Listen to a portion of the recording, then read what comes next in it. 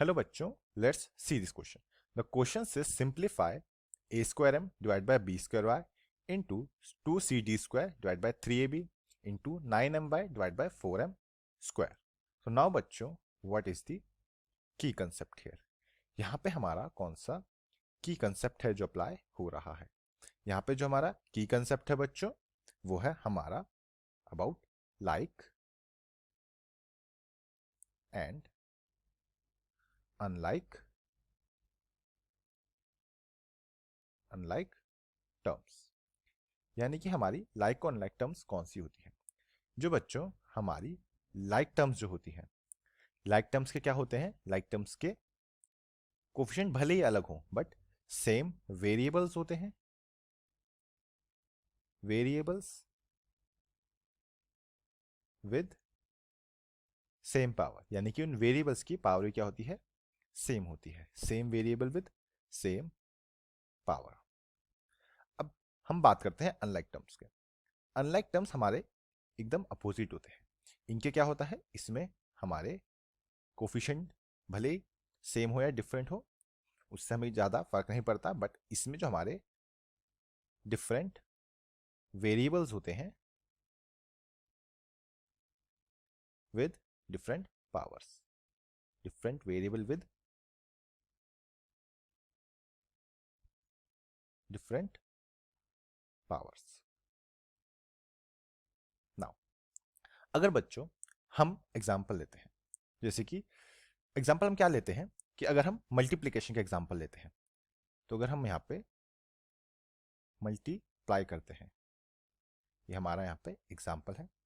अगर हम मल्टीप्लाई करें लाइक टर्म्स का, जैसे कि हमने मल्टीप्लाई किया 3a इंटू 4a का, तो इसमें क्या होगा बच्चों?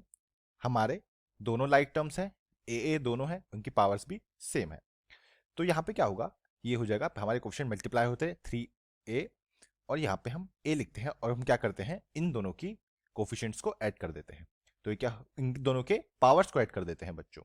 तो ये क्या हो जाएगा? ये हो जाएगा यहाँ पे 1 1, तो ये 12a स्क्वायर। सिमिलरली अगर हम यहाँ पे देखें, अगर हम यहाँ पे एग्जाम्पल देखें, अगर हम यहाँ पे गिवन है 3a इंटू 4b, तो यहाँ पे इनका मल्टीप्लीकेशन करें तो पहले कोफिशिएंट को मल्टीप्लाई होगा 12। अब ये दोनों अनलाइक टर्म्स है क्योंकि वेरिएबल्स डिफरेंस है और इनकी डिफरेंट पावर है। तो इनमें क्या होता है बच्चों? इनमें सिंपली हम उन दो को टर्म को एज इट इज लिखते हैं without adding their power. Now अब हम अपने क्वेश्चन की तरफ चलते हैं। तो हमें यहाँ पे क्या गिवन है? हमें यहाँ पे गिवन है A square M divide by B square Y multiply by 2c D square divide by 3ab multiply by 9my divide by 4m square. Now अब बच्चों हम यहाँ पे क्या करते हैं? हम पहले फर्स्ट टर्म को एज लेते हैं A square M divide by B square Y into, हम यहाँ पे इनको मल्टीप्लाई करते हैं तो 2 9 ज़ा कोफिशिएंट मल्टीप्लाई होंगे 18। अब c और डी स्क्वायर और एम वाई ये सारे अनलाइक टर्म्स हैं, तो इनको हम एक साथ लिख लेंगे जैसे हमने की कंसेप्ट में देखा था। तो ये c D square M Y divide by 3 4 ज़ा 12 एंड ये वापस अनलाइक टर्म है तो A B M square. Now अब यहां से बच्चों हम क्या कर सकते हैं? इस m से ये स्क्वायर कट हो जाएगा एंड यहां पे बच्चों अब हम क्या करेंगे? हम इन दो को मल्टीप्लाई करेंगे तो ये क्या बन जाएगा? ये बन जाएगा 18 ए स्क्वायर एम, यहां पे ये भी सारे एक साथ लिख लेंगे हम, ये बनेगा c D square Y divide by, ये बनेगा 12 B square Y A and B.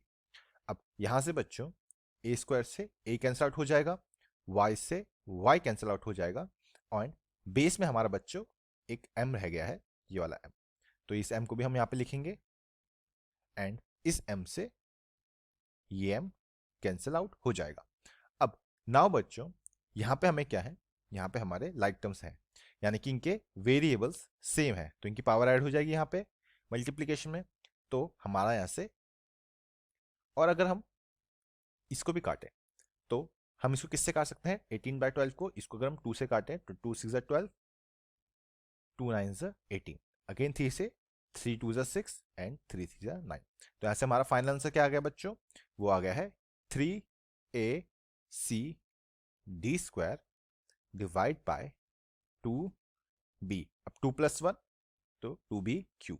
वही बच्चों हमारा यहाँ पे फाइनल आंसर होगा। और ये आंसर हमने फाइंड किया है बाय यूजिंग अ की concept which is like and unlike terms. Hope बच्चों आपको ये क्वेश्चन समझ आया होगा एंड बेस्ट ऑफ लक।